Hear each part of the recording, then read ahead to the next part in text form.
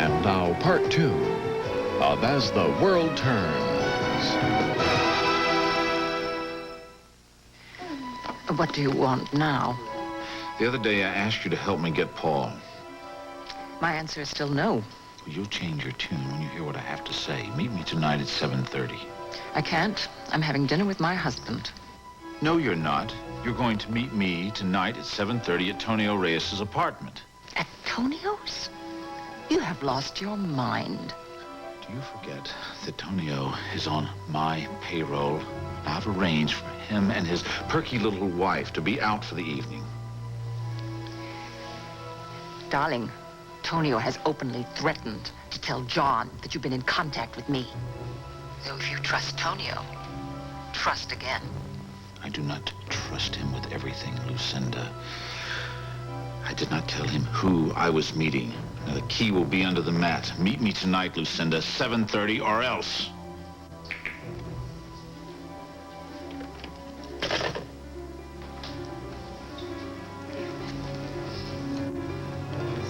Lucinda, Kim has a couple of choices that look really good. I'm terribly sorry, darling. Frocks will have to wait.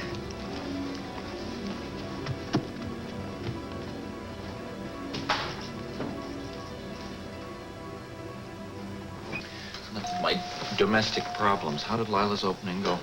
Oh, she was a smashing success. Yeah. John, I wanted to ask you about some requisitions for some new lab Just a minute. I'll be right equipment. with you. So, Margot, how was Lila's opening in New York? Couldn't have been better. Oh, I wish I could have been there, but I'm sure Casey will give me all the details. Casey, what can I do for you? Yeah, would it be all right if I stayed on for a few days? It sounds to me as if Lyla did not throw you out after all. Sure, enjoy yourself. Listen, I already am. It was really something to see Lyla and Casey see each other for the first time. It was like you could see the chemistry flowing between them. It's nice to know that they're working things out despite all they've had to contend with. Wonderful. I told Casey I was sure that Lyla would want him there. I'm glad Tom changed his mind and decided to go too, even though it did mean he had to cancel our dinner engagement. Well, I'm sure he gave you a rain check. Yes, he did. Good.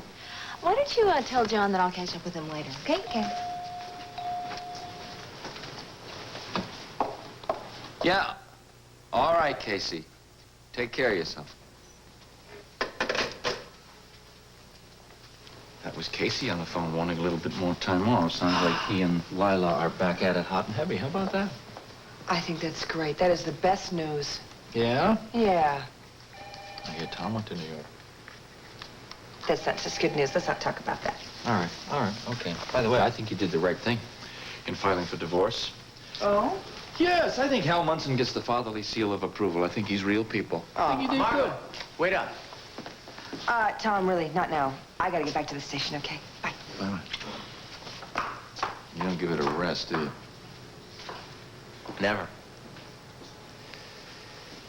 Don't let him get to you. Don't worry, he might have yesterday, but today I'm feeling much more positive. Then I take it things went okay in New York with Margot. Well, I wouldn't go that far, Dad, but we did have a couple hours on the plane ride back together. And, for the first time since I got back from Washington, I'm starting to feel a little bit of that old spark, and I know Margot's feeling it, too. Well, it's a start. I just have to remember not to push. I'm in favor of the direct approach, but I'm starting to realize that subtlety does have its virtues. Are you forming a strategy, counselor? Tom? Oh, hi, Tom? Hi.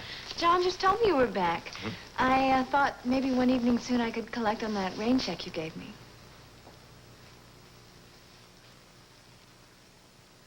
So you see, Meg, there's just no way that the drapes can be installed today.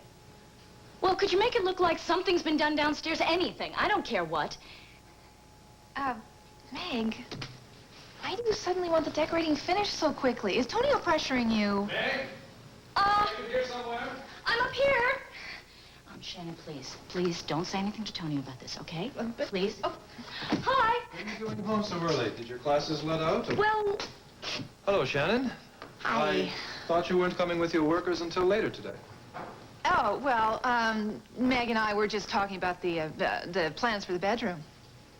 Yes. Oh. I thought you were working late tonight. I am. I have a business meeting with Eve for dinner. We're going to go over some contracts. I'll be out of your way. No, that's all right. I was here when you called Meg earlier, so I know how anxious you are to get to work with your workmen downstairs. So I'll get out of your way.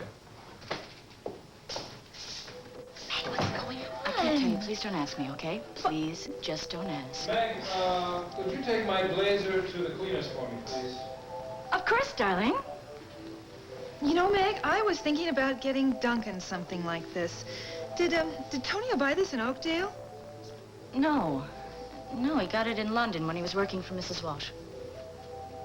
It's so beautifully tailored. And the buttons are really lovely. They're very unusual. I don't think I would trust any of the cleaners around here with an expensive jacket like this. Who do you take it to? Well, Debonair cleaners, they're the best.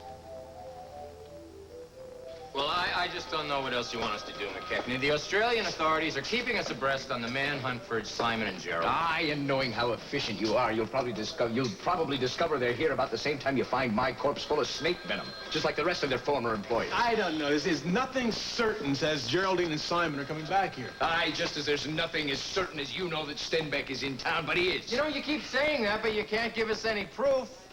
I don't need proof. I know how the man's twisted mind works. I was right the last time. Why the bloody hell don't you believe me this time? Duncan, please, remember you requested this meeting. All right, listen, Duncan, let's go back to something that you said before. Now, you're convinced that Stenbeck hired Simon and Geraldine to keep tabs on you? Aye. Didn't you check their references Aye. before you hired them? Of course I checked their references. I didn't do it personally. Well, then who did? I tell you, Duncan, you're wrong to trust Charles Pearson. Remember, he's the one who checked out Simon and Geraldine. Well, who was it? Well, that doesn't matter. What does matter is that Simon and Geraldine are probably here and they're probably after me. I don't give a damn about my own skin, but Shannon is at the castle. Roy, do you think we could get some surveillance out on the Oh, a bloody lot of good that will do. The police have never been able to protect the place before. Well, maybe you'll move into town for a little while so we can protect you. No, I'll be damned if I'll be driven out of my own home. Well, what the hell do you want us to do, McKechnie? First, I want you to believe me when I tell you that Stenbeck is in town, and second, I want you to find him and put him behind bars. Better yet, shoot the rabid dog on sight. Oh, well, Mr. McKechnie, I see you're still really in the Oakdale Police Department. I should be comforted in knowing nothing's changed in my absence. Aye, that's the problem. Not a bloody thing has changed. I better go after it. Well, Margot, how was Lila's opening in New York? Oh, it was absolutely incredible. She was a bona fide star. Jessica and I are really looking forward to catching her show. Oh, I better go call the travel agent about those plane tickets. Won't you get in here, gorgeous?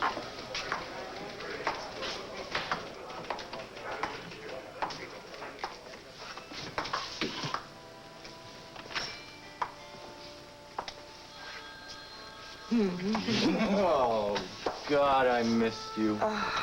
I missed you, too. You're wrong, Tom. For us, the bad memories outweigh the good ones now. And I don't have any bad memories with Hal. Compare the few months you had with Hal to the 4 years you had with me. And you'll see what we shared is worth a hell of a lot more.